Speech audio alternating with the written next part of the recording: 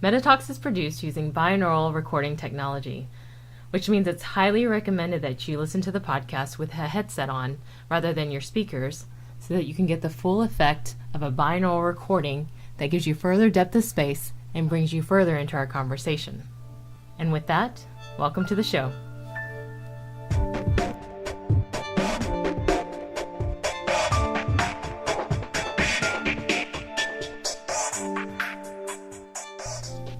Spanning time zones and oceans from Austin to the Isle of Wight, MetaTalks continues with Alachi and Jeppy. Today's date is February 18th for me and February 19th, 2010 for Jeppy. This is episode 1. Let's get this conversation started. And let's get it started. Actually, it's been started. It started like 5 months ago, right? When we first started talking about this. Yeah, we've been banging on about this podcast. And Jeppy's been dragging his heels as usual. I've been there, ready to go every night. And I was on holding you back. Yeah. In fact, that's a common theme in my life at the moment. Actually, that's not true.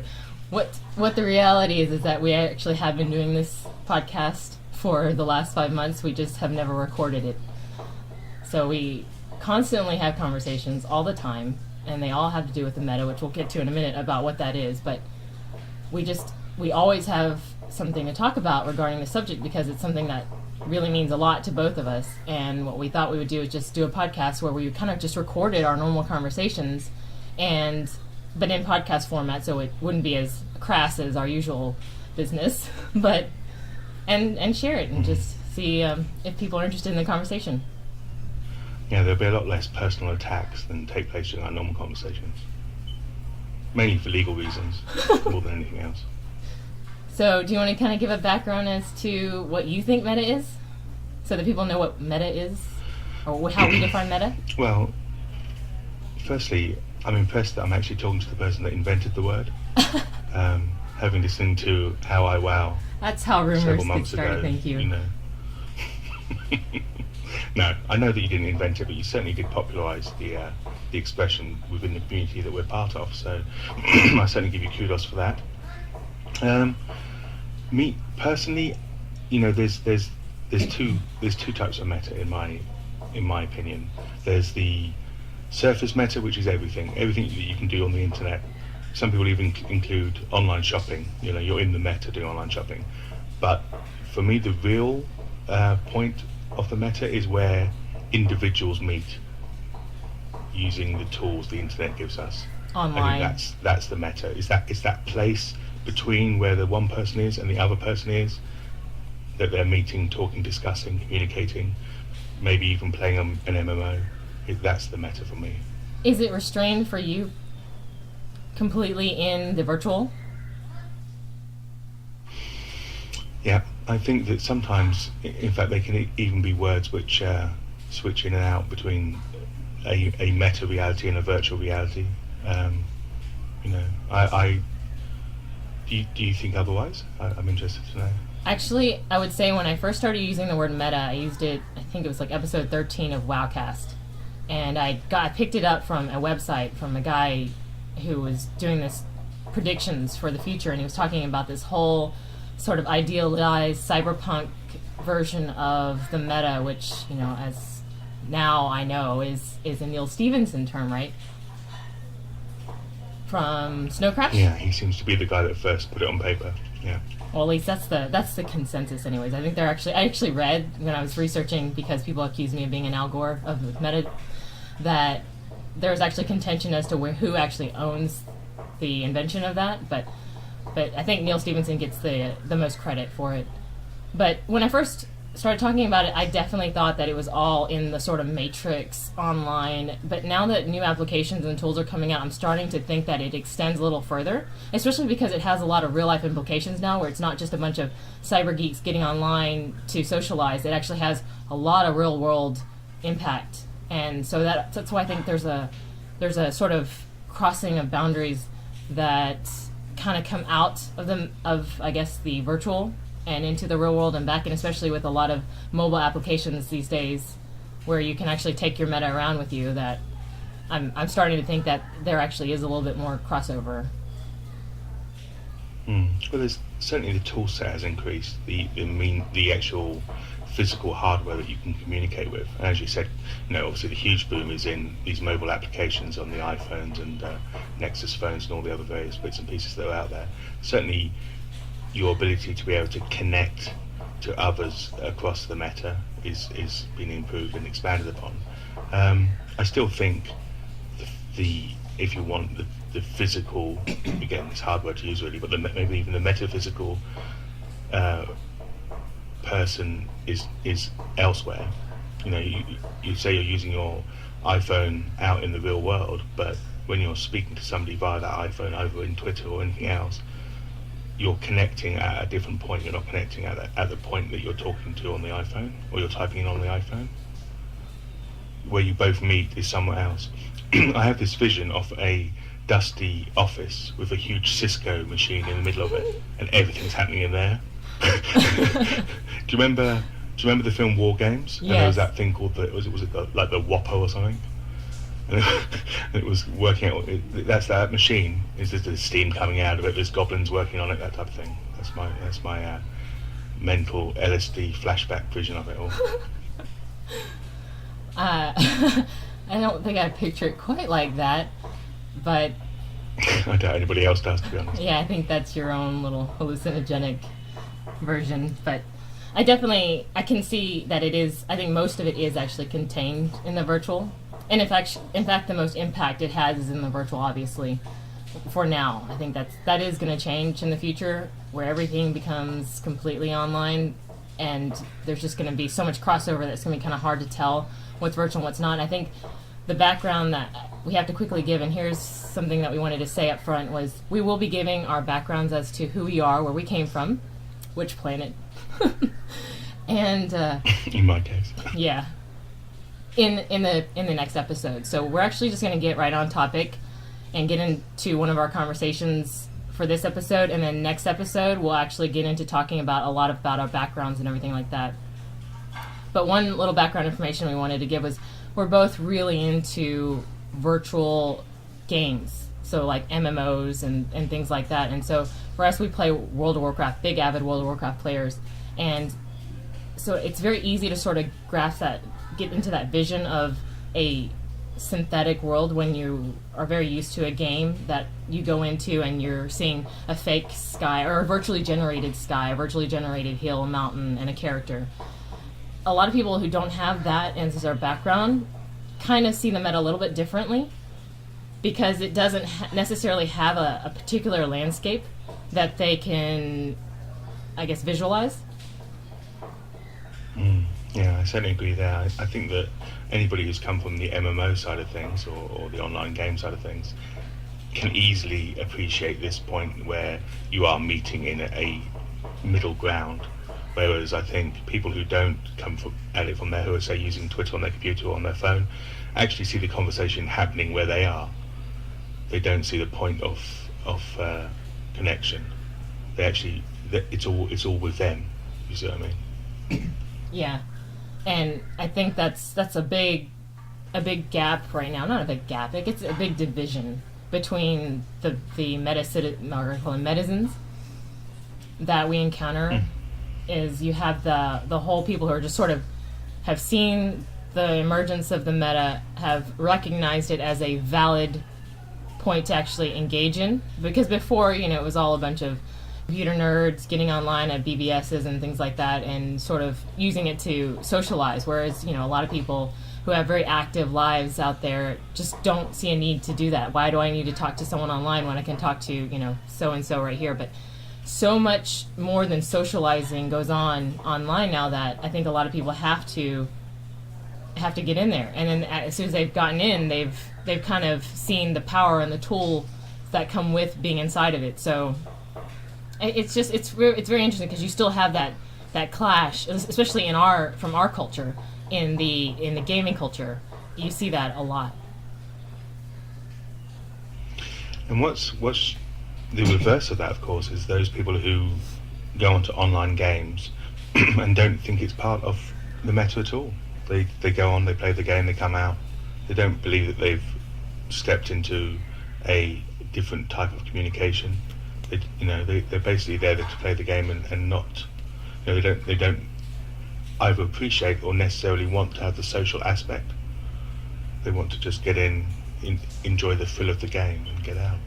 Yeah, and that's what this sort of MetaTalks conversation is about, is for people who actually are in that midpoint, who are extremely, I guess, what would you call these, like the super netizens, the ones who see it for all aspects as a tool for entertainment. Well, there's certainly the trail finders, aren't they? The people who are making the most of the tools given to them. Right, and they'll use it for everything. You know, it's not just something you need to use to email your boss. It's not something you just do to play a game. It's a lot of people are out there and they're looking to have real engaging conversations, and I don't know, the tools. The funny thing is, the tools are out there, and this is what this particular conversation is really about. Is about how we try to communicate, and especially with the recent announcement of Google Buzz coming out and the sort of backlash, and it sort of made me sit there and think about, how do people really want to communicate? Like, what is their mode? Do they even want to communicate? You know, with the explosion of Twitter and Facebook, it's almost like an obligation, and you kind of have to wonder how many of those people actually really want to have a conversation. Yeah, because sometimes it seems like it's more of a broadcast medium for many as opposed to a conversational tool. Well, I think that's definitely, once we passed a certain point, I call it the Oprah point. You definitely had the Oprah line. Yeah, the Oprah line. You definitely had a new emergence of netizens that are complete just followers. I mean, that's not a bad thing, but you saw like this sort of wave of people who come online and they only use it to keep track of other people or other celebrities or, you know, whatever, news, what have you. It sort of became another part of like a virtual fan club, you know. Yeah, I did see that. Particularly when you're looking at the Ashton Kutchers and the other sort of who had celebrity outside of the meta. Right. Well, that's the thing with Ashton Kutcher, is when he found Twitter and he started using it, he started promoting the idea of having an excess of followers. So that became like a really big thing. It wasn't really about how you can use the tool to communicate. It was how many followers he could get, and he made that a campaign. It was like, make me the first person to reach 1 million followers on Twitter. And so the focus didn't become so much on how we can use this tool to communicate with one another. It became, you know, how many fans can I get to follow me? And unfortunately, I've seen that trend kind of flow down the ladder. I don't know what you call it, the popularity ladder? Staircase? Well, it's. I mean, once you start thinking of numbers rather than once you start thinking of quantity rather than quality of connection, then, you know, the whole thing just goes out the window. I mean, it stops being, you know, a tool to try and establish communication, and it starts becoming a tool to establish your status in some sort of messed up universe. And yeah, and I agree, but it's also frustrating because it's not necessarily a bad thing either. I mean, you kind of want to vilify him, you know, you want to say, look, you completely bastardize our tool. But at the same time, having those numbers can actually be a good thing for some people. Not for people who want to use the tool for sheer communication, but in terms of getting information out, it can actually have a lot of really positive effects, like, you know, say Amber Alerts. You know, in America we use that to get out notification when a child goes missing. And there's a lot of really good reasons why it's nice to have a mass following, because then you can reach a lot of people really, really fast. I don't necessarily think you have to have a mass ton of followers just because of the retweet function in Twitter, that it doesn't really matter, because eventually through different groups that are connected to different groups, you know, the information eventually gets out there. I mean, there's, you know, it's very hard for a popular meme not to get circulated around Twitter. It's sort of... It reminds me of those when you were at school and they were teaching you those, was it Venn diagrams, where you have overlapping circles? Mm-hmm. Do you remember those? And that's how it is. It's as long as there's 2 or 3 connections to each group, it will retweet around the world. You know, and it does work like that. I mean, obviously you have those people that are basically the entire circle, that are kind of on the out, you know, that have everybody in them. And I always find it odd when somebody retweets somebody who obviously has everybody on Twitter following them. Doesn't seem to make much sense since everybody else saw them. But yeah, apart from those odd few people who are. You mean people who retweet people who are really, really popular? Is that exactly? Yeah. And what's even weird is that they're retweeting to a group of 50 people who are the same mindset as the person who's tweeting or retweeting, and obviously those people are then following the person, so it becomes a bit of a mess. But yeah, apart from that, you know, this idea of I tell you what the distinction is. If you accept that at a certain point that person on Twitter becomes a broadcaster and is therefore no longer able to take part in the community on the one-to-one level that other people want, that's fine. That's perfectly fine. However, when you have somebody who has reached the numbers that it's physically impossible for them to continue to treat anybody on a one-to-one basis, particularly new people starting to follow them, but then gives the impression that they're able to do that, that just leads to disappointment. I think people who they have the wrong expectation of the individual. I mean, there are people who have numbers which are, honestly, people. I mean, I'm talking names. Felicia Day, she cannot reply to you. She's not mean, you know. She just can't. It's just physically impossible when you're getting hundreds of Twitters an hour, hundreds of tweets an hour, you know. But as soon as you accept that she's broadcasting, then everything's fine, you know. Right. I think that there's definitely a clear separation between sort of the celebrity people who are broadcasting out there, and it's used as it's sort of a way for them to sort of get a feel for their fan base. So it's not like they don't want to hear from you. I'm pretty sure that, you know, even though it's not realistic at all, and physically impossible for her to retweet, or not retweet, but to reply to everybody who messages her, I don't think that doesn't mean she doesn't want to at least hear what they have to say. You just can't get upset if she doesn't reply back. Well, it's the broadcaster's dream. Unless I mean, this is going to date me a wee bit, but say you're in the theatre, you go on stage, you do your job, you get cheered or clapped by the audience. You know how you've affected them. You know what you've done has made them happy or not happy. Either they cheer or they boo. You know, that's good. You get onto television, you do your show. You get onto radio, you do your show. Chances are you won't necessarily know instantly how your audience reacts to stuff. And it's the same with Twitter. If Felicia Day does a tweet and she's asking a question, or she does a tweet asking for opinion, she will get a flood of opinion. And if she or whoever's looking at her stuff can go through it and say, this is the norm, this is the trend, you know, you get a good idea of how people are feeling. So it's like a dream to be able to touch that many people and have them respond instantly. I mean, it's a huge leap forward for anybody who wants that type of connection. Well, I also think that's why a lot of celebrities have turned to MySpace and Facebook fan pages as well, because they don't want the information that they have to give out being funneled through pop magazines and tabloids, and they kind of like see this as a way to say, hey, look, you know, like here's the deal, here's me, this is me talking, you're hearing it from my mouth, well, so to speak, as opposed to, you know, this is what's rumored to have said. Now, of course, they're going to spin it however they want to from their mouth anyways, but it was another tool. It was a tool that you just couldn't have, and I think that's in a way it's worked for them, and it's worked against the whole idea of the superstar, because what it's done is it makes it easier for everyone to become a superstar really, really fast. I mean, granted, they'll probably burn. Well, maybe not super, but okay.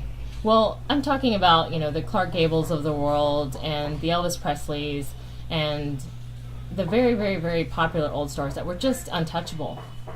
And you don't have those. Oh, I see. Yeah. Yeah, you don't have those much anymore because I think it's just so easy for everyone to become really, really popular. You don't have a few group of people who are just amazing, people you adore and love, because the information that's funneled out to you is controlled. It's not controlled anymore. So information comes out really, really fast. The person you thought was really, really awesome is suddenly, comparing his penis to a white supremacist. We're talking about John Mayer, but it's just sort of like that information would never have gotten out had it not been for the mediums that are available today, and people would be able to view certain stars however they wanted to idealize them. And now it's very less. It's very easy to rise, and it's very, very easy to fall.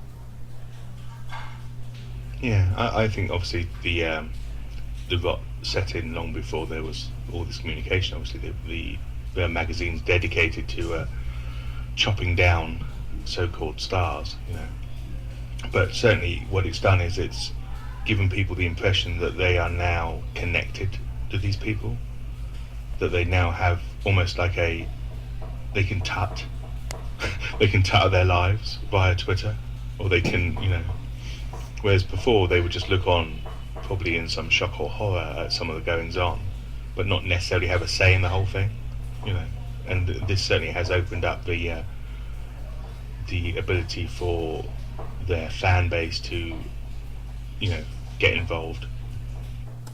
And I just think it's sort of important to talk about the famous and the celebrity that comes with social media, because that is a given trend right now in terms of how people perceive the importance of meta communication.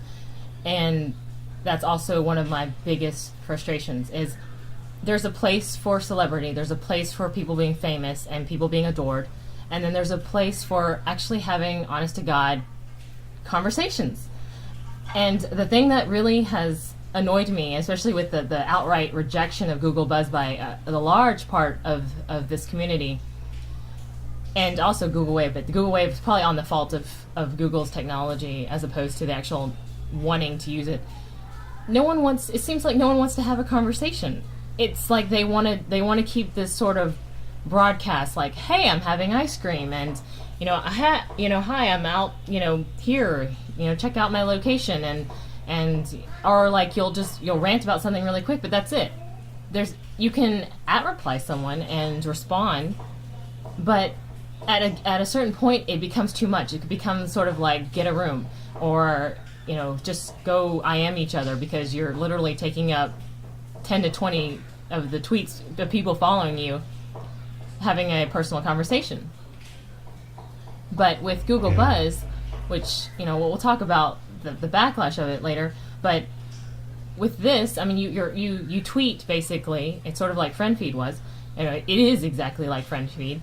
You tweet and you put out something that you want to say, and if people are interested in it, they can start to have a conversation, and it's real time. You just start going at it. And I don't understand why that is so foreign nowadays. I don't get it. Why don't people want that? Yeah, it all seemed very strange. I think, it's the perfect combination. You tweet something, you send it to the mass of people, and then a small subset of those people say, yeah, interesting subject.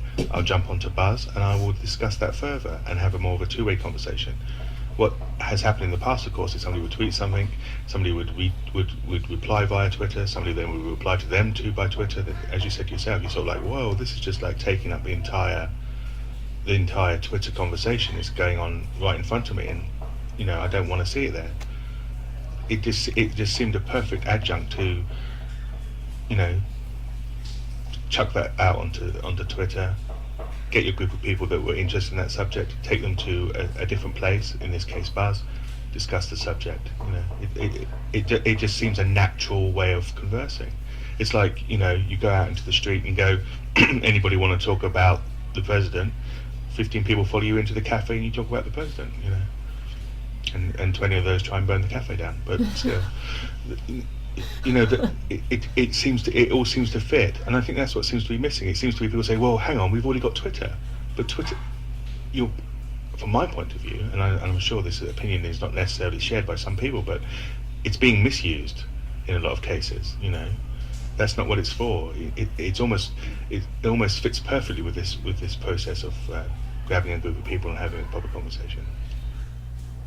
Well, I think that the term proper conversation is almost extinct. That's the real problem. It's sort of, we've come to this place where everyone is only interested in broadcasting, and they don't want to,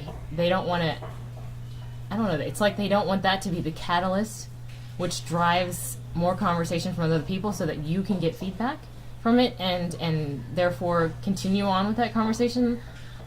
It's sort of why I think with Wowcast, my original podcast, it was a very big open-ended conversation for me, and I wanted to have this conversation with people, or another person, not just myself. I mean, I already know what I think. I want to know what other people think, and people do influence me, and that people do change the way I perceive things, which is really great. I mean, just recently, I was sitting there on this huge hit of talking about the game World of Warcraft and about how changes were being made, and I was stuck to one idea. Well, I threw the conversation into Wave, and sure enough, people started talking about it there and having conversation, and it wasn't live, but it was sort of back and forth.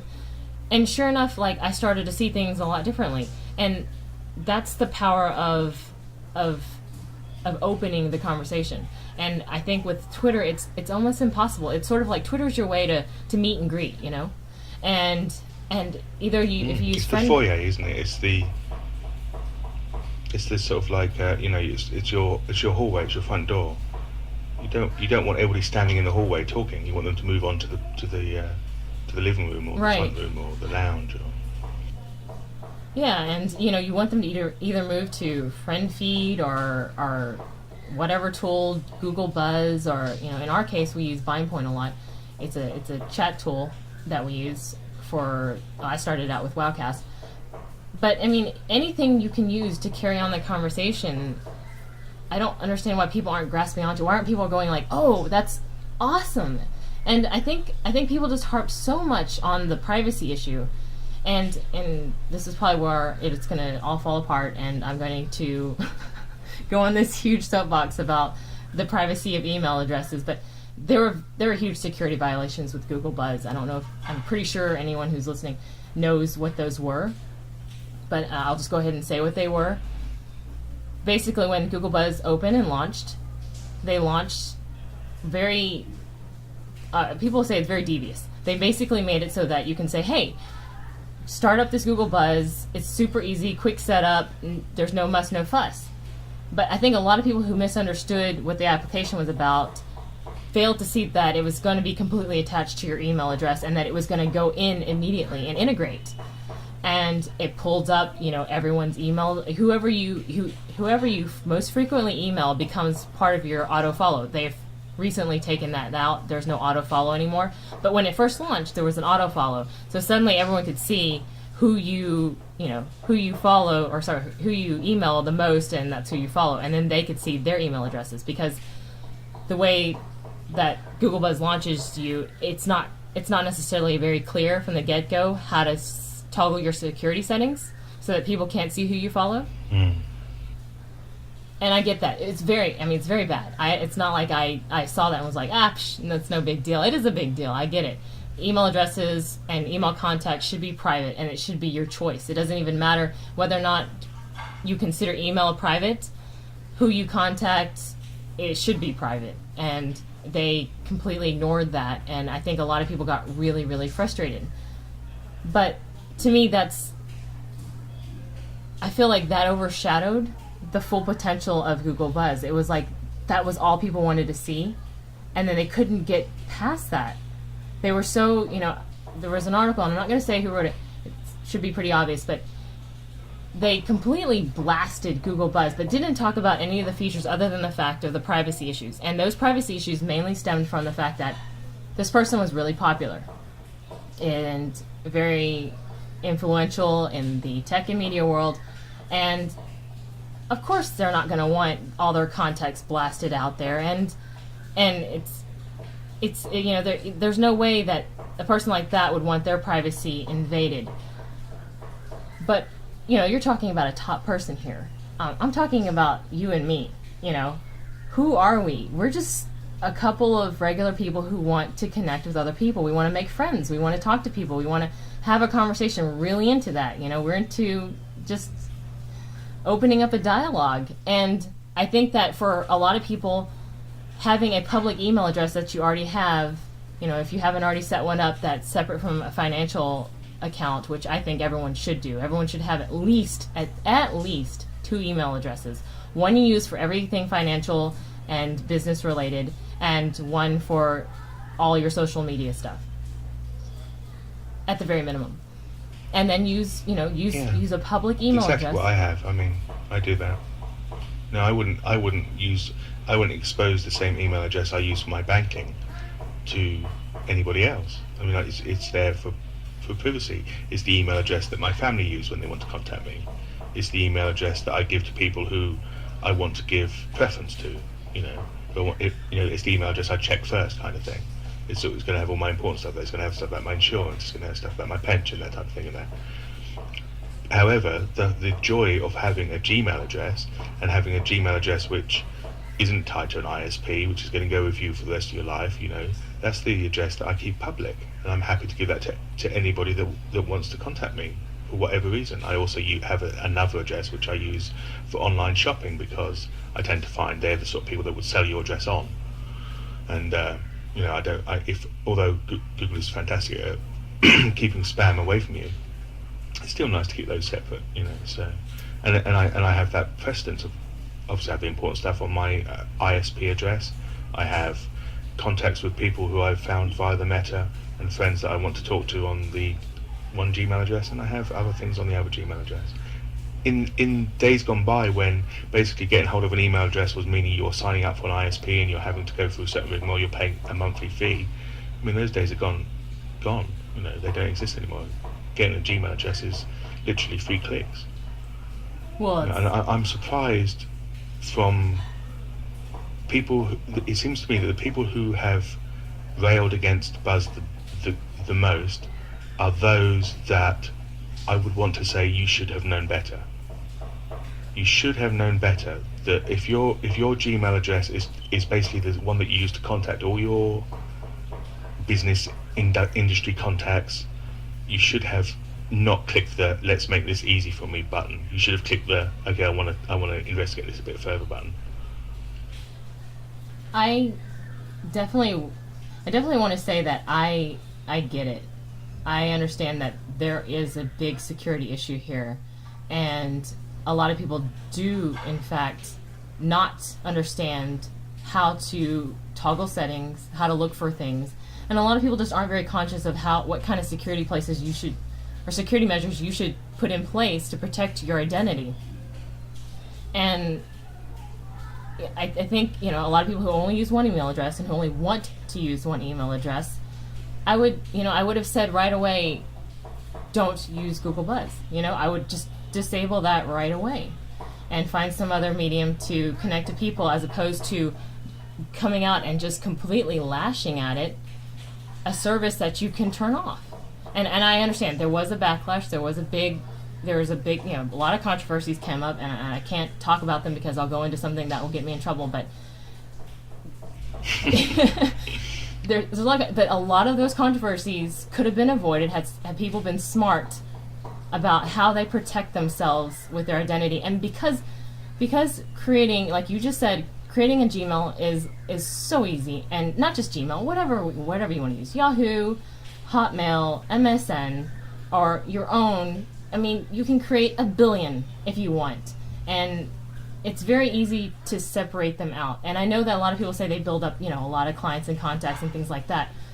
I'm thinking to myself, well, okay, say if you have a huge list of friends and you've created this gigantic following of people and contacts within your life. I mean, not just saying if you're a celebrity, I'm just saying, like, so you have all your uncles, your aunts, your grandmother, your friends from high school, your friends from college. Say you're really, really popular. All your previous former fellow employees or employers, whatever. You get it, coworkers. Say you have that. Now, that wouldn't be the email address you would want to use to engage in Google Buzz, in my opinion. Because you couldn't. It's just sort of like Twitter again, right? at a certain point, you're going to have too many people where you can't really have a conversation. And it's just going to be too difficult to have that many people and keep up with that many people when you're trying to engage. And I don't know if that was Google Buzz's intention, so that you could constantly have about 1 billion conversations going on at once and people following everybody. I think that's a little bit too hectic to be realistic. I think that they assumed people would have a small group of people that they would want to engage with, and this would be the tool that they would use. See, I get the feeling that Google still assume, and for quite a few people this may be true, that the Gmail account is your second account. That you've already got your ISP account, or you've already got your main account. And that, in fact, when you set up a Gmail account, it always asks you, doesn't it, to fill in the account that they should send stuff to if things go wrong with your Gmail account. They kind of assume that you've already got an account attached to your real life, for want of a better word. So, from their point of view, perhaps naively, they assumed that that your Gmail account was a public knowledge thing, that people would know your Gmail account. That's the account you're using to communicate with. That's the account that you give to people who you haven't necessarily met in the flesh. And so, therefore, if you take that as their point, this was all perfectly okay, because anybody that would be in the Gmail list of contacts are people you've already happily given that address to anyway. And also you're happy to give that address out to anybody that wants to contact you. So, again, I said perhaps naively, and maybe people who go on the internet, they do tend to have just the Gmail address as their main address, but you can certainly see how they could think that was what they had in mind. This is your public face. Gmail account is your public face to the internet, to the meta. And so therefore there's no harm in letting everybody know who you know. I could see that, and you're right. It would be very naive if they seriously thought that, simply because they made such a huge push to make Gmail so popular. And ever since they opened it up to the public, I think they've been pushing it so that they want people using it as their main account. They often offer it to businesses as well, and a lot of startups use Gmail, and I think they just sort of forgot that there is a separation between entertainment, social, and business, family. Yeah. I mean, I think as has happened via the various discussions, this can go round and round and round. They certainly messed up. I think we can both agree. They certainly were either very naive, or they didn't do their homework. You're quite correct what you said earlier. Unfortunately, what that has done is, instead of people now focusing on, okay, they messed up, privacy was an issue, hopefully now people realise the steps they need to take to either make sure that isn't an issue, or they can make the decision not to use Buzz. What has happened, unfortunately, is that now people are saying, "Oh, don't use Buzz." They've lost the point. It's been in this huge mire. Now, whether that affects it long term, I don't know. Whether people will forget this whole privacy issue over time and start to rediscover Buzz. I mean, how do you feel about that? I'm almost afraid that it's sort of like Friend Feed. It missed the boat. It had its chance. I hope that's not the case, but because so many people say I'm not going to use Buzz. Forget it. I don't see the point. What's the point? To me, that says to me that no one. Not only is this just really, it's not even about a privacy issue anymore. This is about how people want to communicate, how this generation in the meta wants to communicate with each other, and I have this strong feeling that either they're completely missing the point, or they don't want to, and I can't decide yet which one that is. And I seriously hope they're missing the point, and it's not that this whole new generation doesn't want to actually have conversations, that they just want you to do your, 50-second spiel and then get on with their day. But, especially with Google Buzz, hopefully people got sidetracked with the privacy thing, and they'll come back to it afterwards once they see how powerful a tool it is. And it is a very powerful tool. It is really great. I mean, I just can't I can't express how just even a small one-to-one interaction is powerful to get your thoughts and your exchange in real time with another person who can be a complete stranger in many ways, because you can follow someone who you've never emailed before just by knowing their Google ID. That's very powerful, and it's about 10 times more powerful than Twitter, but I don't think people see that. Yeah, I'm of the opinion that it would be a slow burn thing, that Google would have liked it to hit and explode, but I think what will happen is that people will say, it'll be a tool that kind of finds its audience over time, as opposed to it's amazing, and I'm sure we'll discuss this in future episodes, but how fast things move. Google Buzz only hit a week or so ago, and I don't know about you, but I hadn't really heard anything about it prior to it hitting. Had you heard anything? No, before I it didn't. Actually was available? It's not like they said, "Oh, Buzz is coming, Buzz is coming, Buzz is coming." It was like, "It's here, boom," and it's there attached to your email. And everybody, there was awful, but there was a buzz about it, and everybody wanted to try it out and so on and so forth. So there was this massive early adopter group that would jump onto all these things early on. But I think that in a slower expanse of time, people will start to say, okay, I understand. They're starting to get it. They understand. They've got people who are using it that they want to communicate with, and I think it will slowly become part of everyday meta life. I certainly hope so. I mean, a lot of people don't even realize that even though you're following someone, if someone @replies them and you're not following that person, you don't get it anymore. I mean, Twitter's totally slid that under the table, and they did it once, and everyone sort of went up in arms, and they flew to friend feed and tried that out and made accounts, and then Twitter came back and was like, no, we'll add that back, so you can have full range of communication and truly following, the threads that involve anyone you're following. And that's gone now, and a lot of people just don't even realize that, and it just limits. It's so limiting, and this we keep saying Twitter because it's sort of like the poster child for this type of communication, but this applies to MySpace and Facebook as well. This is all about a broadcast generation of communication, and although you can comment and you can put likes and things like that, the way that they market it is not to have real direct communication. I mean, how many people actually use that chat tool on Facebook? I think it's rarely used. Because who has time to actually have a conversation, right? Yeah, the few times I've used it in the past, Facebook is very much my real life contact group. These people I went to school with and that type of thing. The few times I've used it in the past, it's been very, oh, hi, how you doing?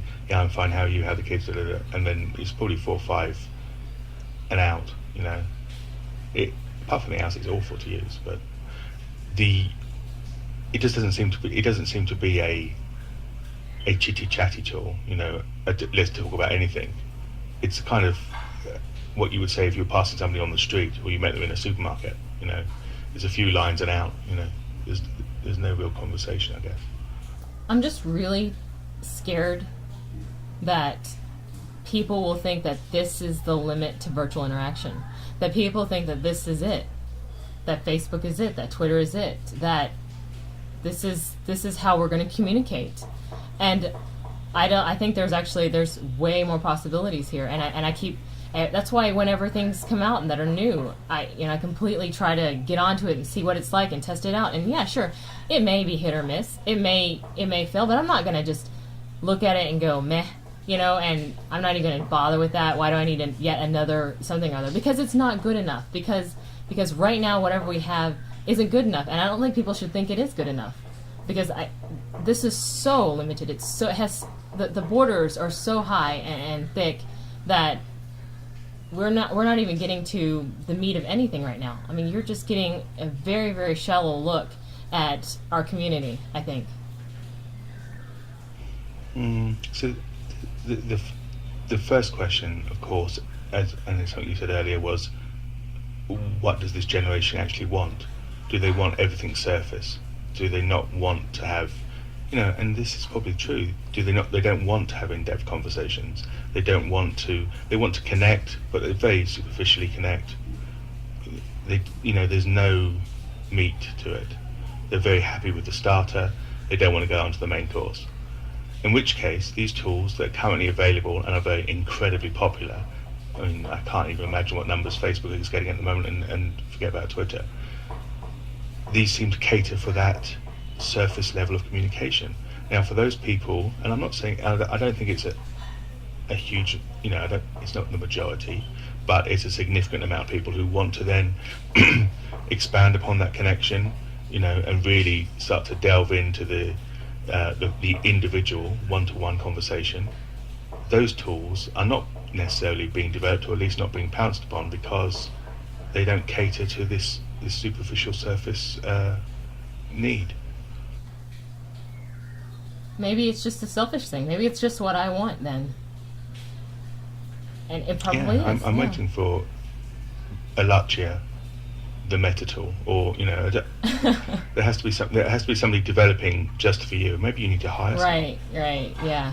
Why aren't they just developing for me? Damn it! Some of those buzz people are probably out of a job now. What? I said some of the buzz people are probably out of a job now, following the backlash. So they might need some work. Yeah, I know. You want to hit them up. But I don't think you're alone. I think that there are people who do want to have in-depth conversation. They do want to expand upon the connection.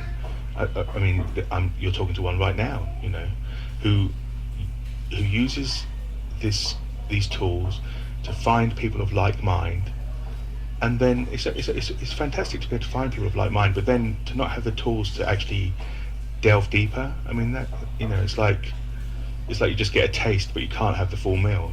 I keep talking about food because I'm quite hungry, but that's how it feels. It's just like you just got the skin of the onion, but not the full thing. It's like we're all very comfortable being in a room with each other, but everyone is terrified of going up to the other person and tapping them on the shoulder and having a conversation. It's sort of maybe it's just me, because maybe I'm that person who goes to that party where there's a ton of people and they're all standing around, and you're afraid to go up to that person and say, "Hey, you sound interesting. I want to have a conversation with you," because it sounds so pathetic, I guess. Because there are a lot of people on Twitter I would love to have conversations with based off of some of the things they say. But at the same time, I'm not sure whether or not they're actually open to a conversation, or if they'll feel like, why are you talking to me? Yeah. It's hard to read agendas. Twitter's not the place to judge. Yeah. You need to sort of like pull them into the side room and explore that further, really.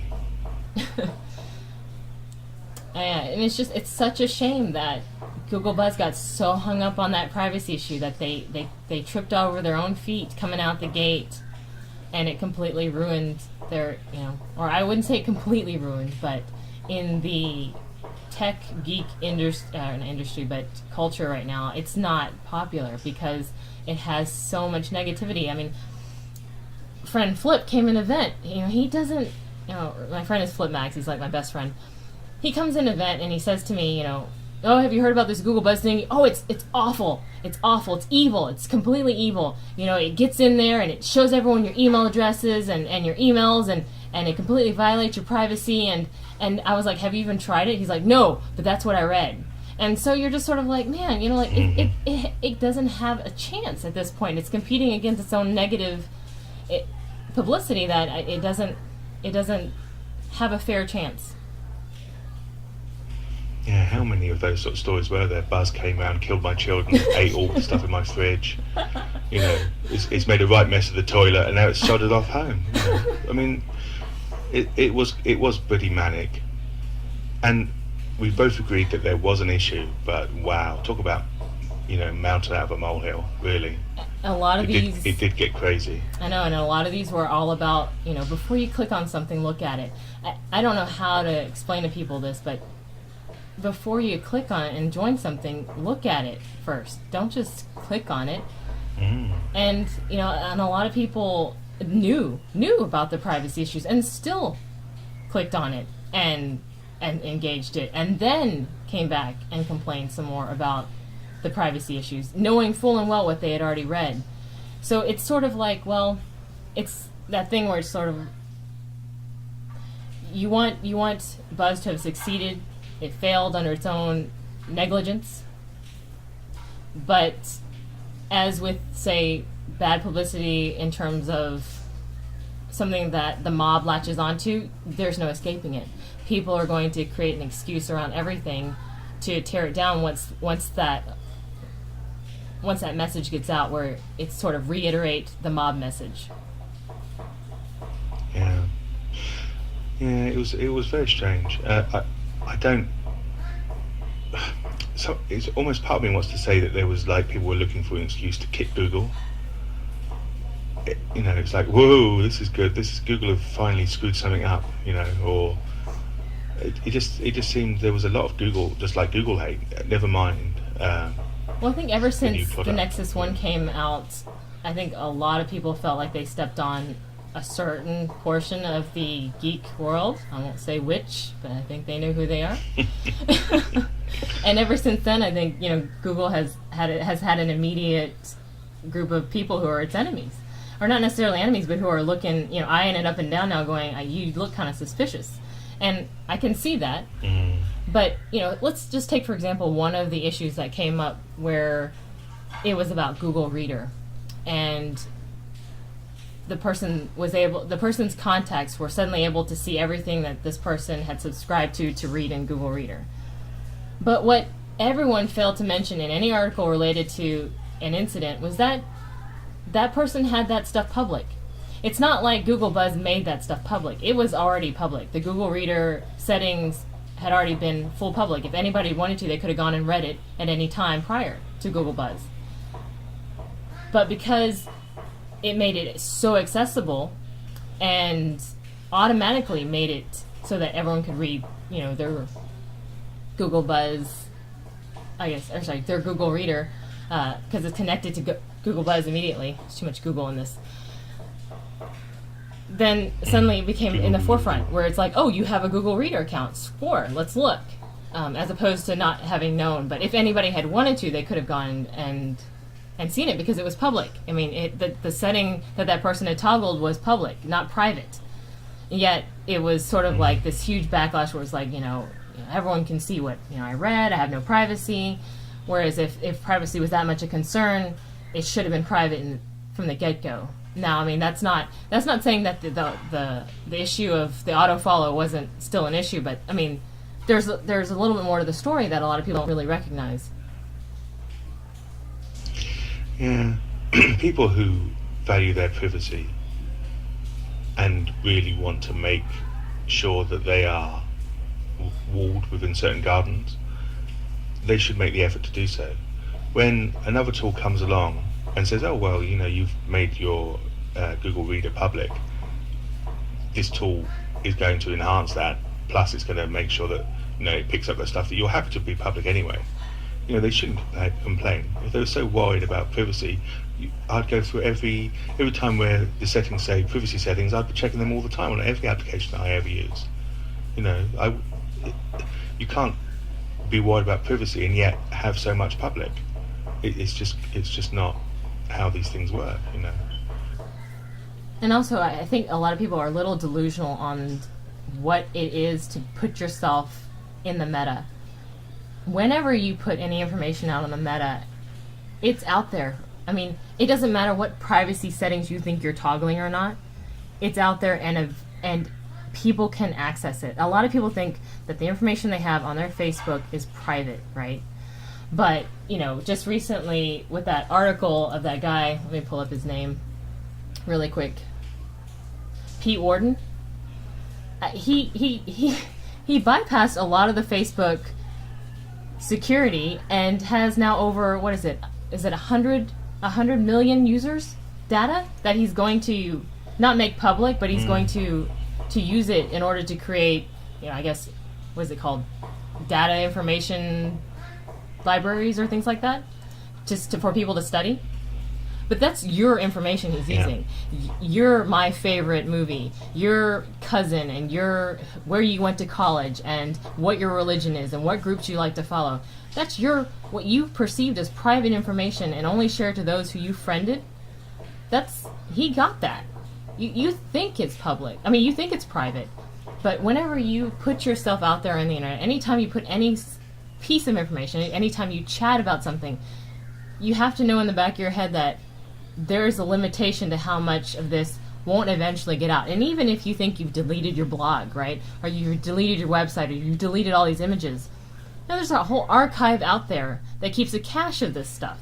And it's out there, it's you can't erase it. It's almost any time a piece of information comes out into the meta, personal, informational, technological, medical, I don't care what, it becomes a permanent part of the meta. And that's what's kind of cool and scary about it. But what it means is that data is there almost forever. I was very disturbed to find my monkey on monkeyaction.com being still out there after I closed it down 2 years ago. But we do leave these virtual crumbs everywhere we go. I mean, and there's people who can sniff them up and quite happily grab that information. You're quite right.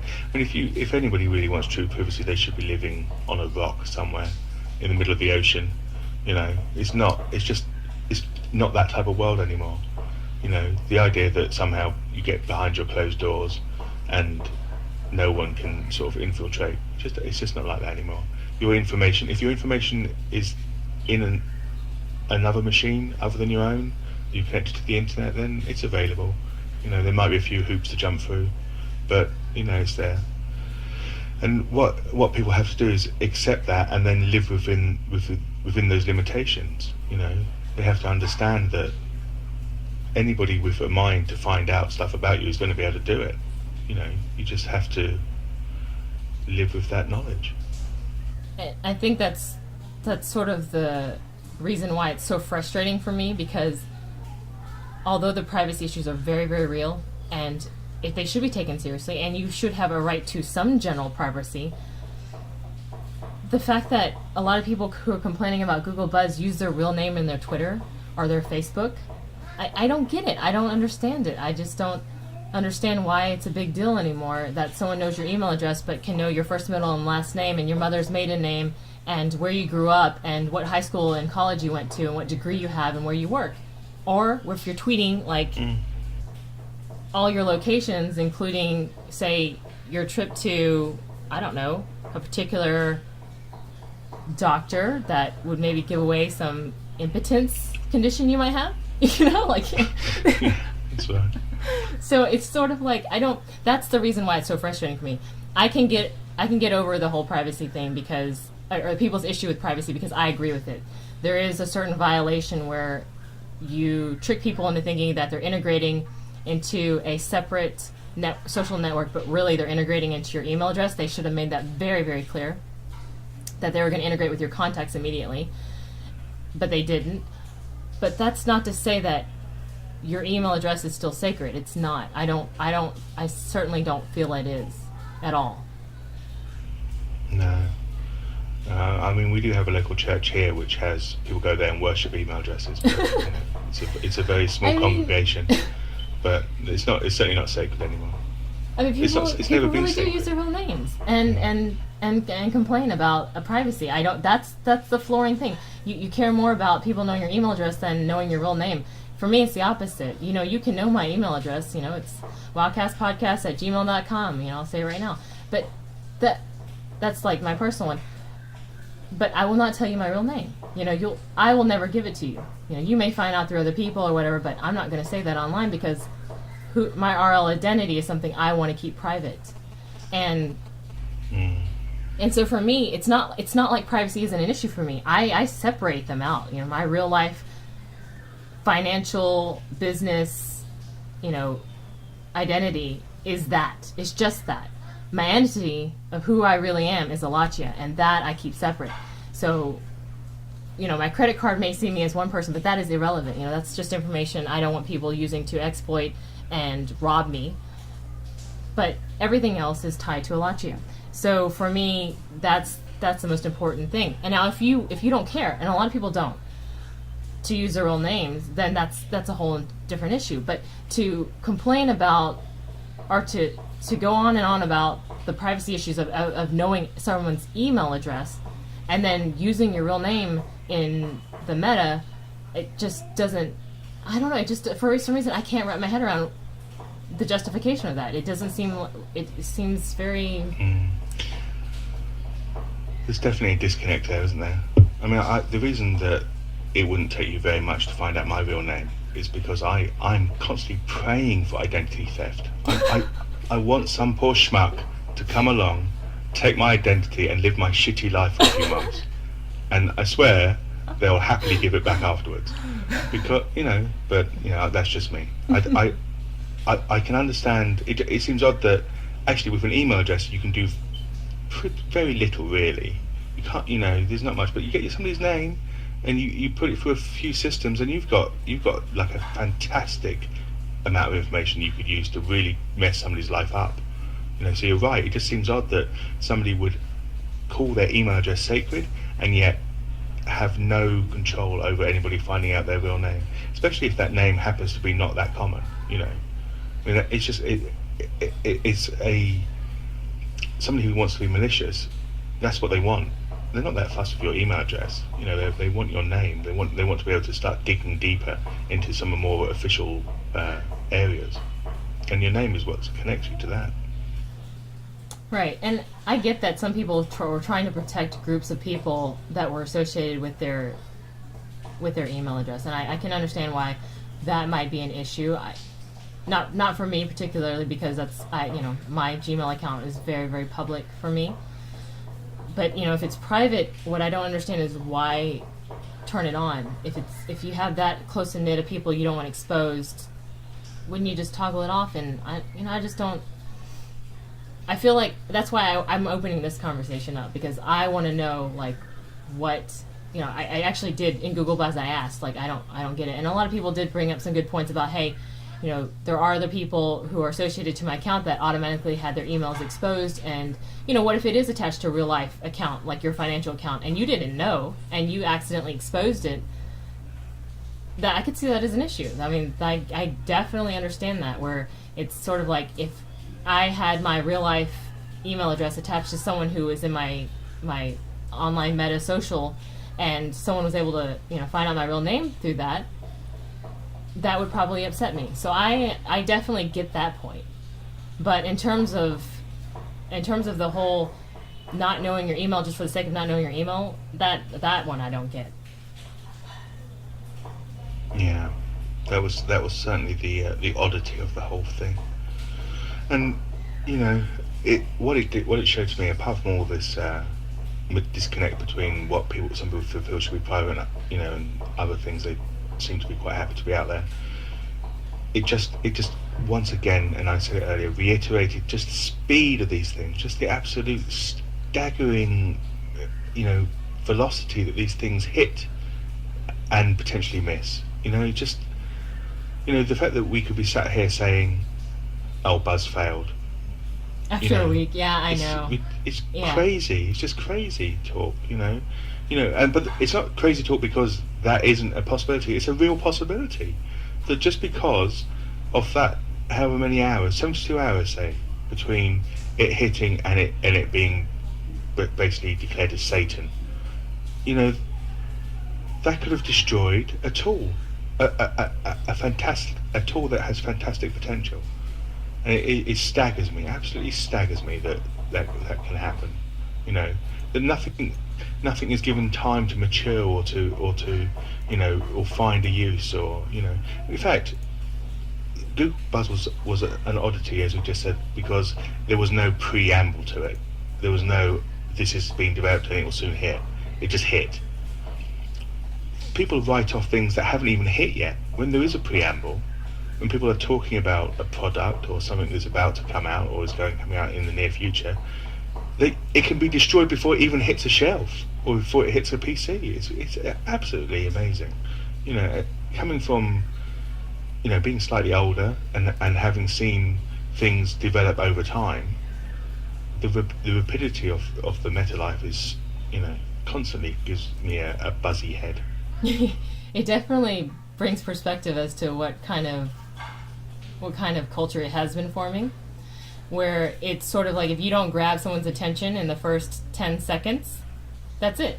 If the tagline doesn't catch you, if the name doesn't catch you, in this group, it's very likely that whatever you're trying to sell or trying to introduce is going to fail, because you only have a very, very tiny window to grab people's attention, because the attention span is so small that, yeah, you're right. It's just it's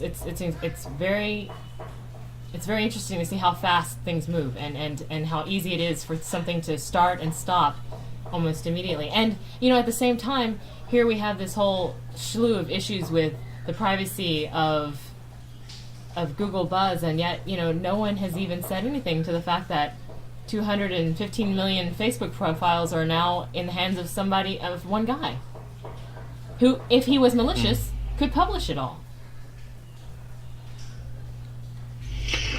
Yeah, although the sad thing about that is that it'd probably turn out that the favourite film of the nation is Deuce Bigelow, Male Gigolo, as opposed to Schindler's List, like we all believe.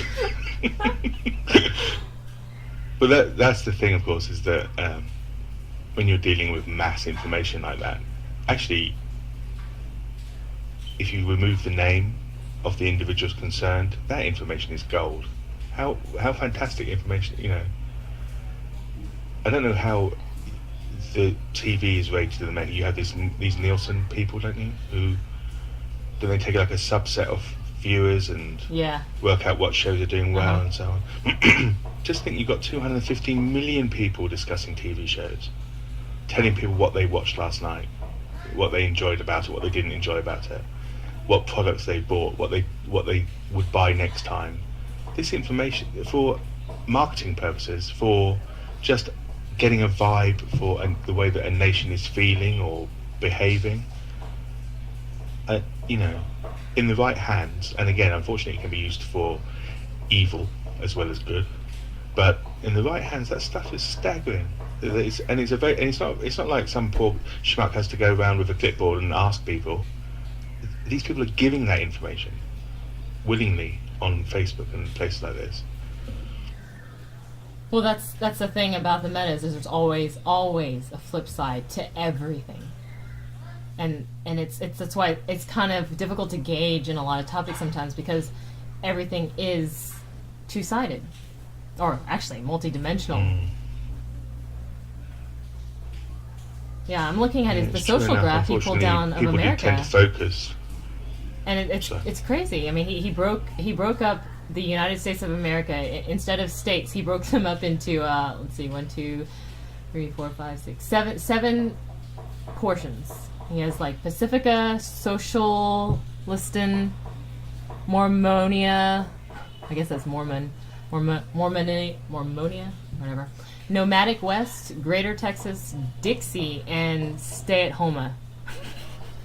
That's our nation broken down according to 215 million Facebook accounts. But yeah, it's very interesting to see that information spread across, and I'm sure this is just him using it. But once he gives this data to people who can research it, I mean, you're gonna a whole book of social studies is open here. So I'm not saying it's bad that he was able to get that information from a site that a lot of people felt like they were posting too privately, but at the same time, it's not like that information isn't going to be used for, or could be used for good. I mean, it's a fine line. Once you remove the name, say you take the name out of that information, and it's just pure data, then it's a whole different thing. I don't know, some people don't want to You have the name attached to it. Well, you are data. That's the point. Your wants and your needs and your shopping habits and your viewing habits and your eating habits, it's all data. You may not want to know that last night you chowed down on 15 packets of Skittles, but the Skittle people want to know that, because that's their market. The fact that you don't want your name attached, maybe you don't want your name attached to certain habits and aspects of your life, doesn't necessarily mean that the data aspect of it is not gold for people. En masse, it's no good. I don't think anybody in the world wants to know the ins and outs of your personal life, but they do want to know the ins and outs of 100,000 people's personal lives, because that's where they can start to really make a difference to how they develop products. I mean, that's, if a company knew that people are dying for a particular type of product, we take the iPad as an example. Say, for instance, Apple knew that there was a massive market for a handheld Kindle-like device but in colour, which I think they did. Then, of course, they're going to develop an iPad because they know there's a market for it. In the past, what would happen is a product would be developed. There would be some sort of research done, but the product could fail because the person had completely misjudged the market. Now, you're able to inquire within your buying, the people who are actually going to potentially buy your product. It's staggering. As an individual, you may say, "Oh my God, how it's awful." For instance, as an example, we do all our grocery shopping online, and we've given up a certain amount of rights, because obviously every time we buy a certain product, it goes into their database. They know that on a weekly basis we drink a certain amount of milk, we eat a certain amount of bread, we have a preference for a certain type of margarine. Me as an individual, the company that I'm buying my groceries off doesn't care. No, I'm way too lazy. I'll get some old bloke to come to the door who can barely walk, and he has to carry all my shopping in. But there you go. That's what I'm paying my £5 delivery charge for. We're talking about that's insane.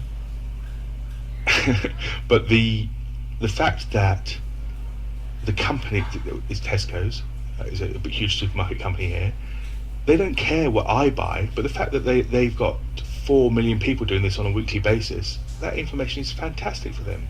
In the past, they would be carrying lines within their supermarket which they couldn't understand the buying pattern for, but now they can constantly go through that data, that online shopping data. And it's not just we have our shopping delivered, but actually the company has a club card, so even people who buy stuff in the store, all that information is being collected and analysed and worked over.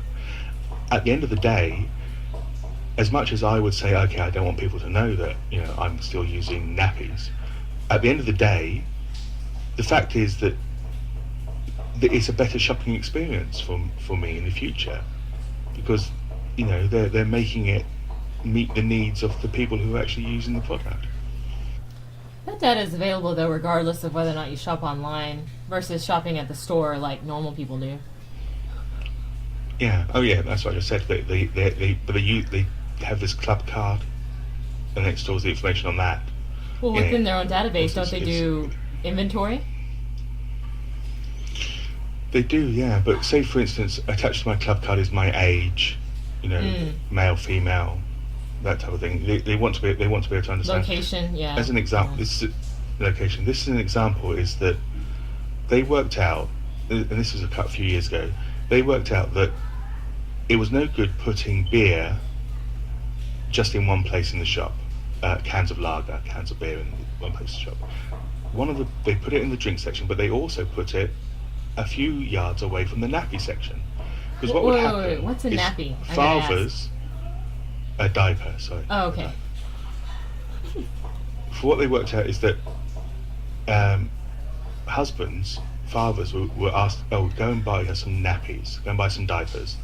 And while they were in the store, if they're out the corner of their eye, they saw a huge big pile of beer or lager cans, they would buy that as well, because they were shooting into the shop to get these nappies, but they would also buy lager as well, assuming it was nearby. So that's what they do. So if you go into any Tesco store now, there'll be the huge range of diapers, and you can bet money that at the end of the counter there'll be lager. That's where. And also they worked out that there's no good having the bread and milk. They have them at separate sides of the store now, because they figure people are coming to get bread and milk. If you made them walk around the entire store to get the bread and then go back the other way to get the milk, you would be passing lots of potential offers and incentives. So you would buy extra items. I mean, all that psychology has been built up over time via all this data, So and as much as you may feel that is then giving them the opportunity to manipulate us as shoppers, actually what it's doing is probably meeting our needs. I could see that, definitely. I mean, it's sort of like, on the one hand, when Amazon.com tracks everything I search, whether or not I'm interested in it or not, and offers it up to me in my store, that, on the one hand, I'm sort of annoyed that, they're keeping track of what I'm searching, and on the other hand, it's kind of nice that they pulled up this, this new light kit that I was, looking at, and pulled up some other variety that I hadn't seen before. So I can see, the flip side to being very useful and powerful, and then also sort of feeling kind of violated in a way. I mean, some of the data this guy got was like, he said one of his favorite results was that in Texas, you're more likely to be a fan of the Dallas Cowboys than you are of God. Aren't they one and the same thing in Texas? Maybe. But that's data that's just superficial data. I mean, I'm pretty sure that in terms of real data that can actually affect this country, there's a lot to be had in this.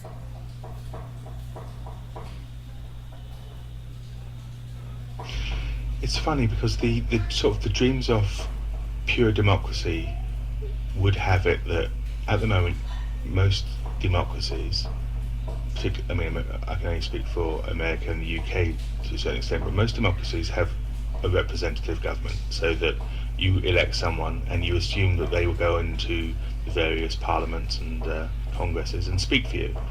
But of course that's not possible, because of the 50 or so percent, or say 51% of people who potentially voted for that person, there'll be 49% of people who didn't, and they'll be unhappy with the way that they behave or how they represent them. The dream of a pure democracy is that at any given time the nation is constantly being polled about what's important, that they have the facility to go in and in effect cast their vote, not just every 4 years, but on every major decision.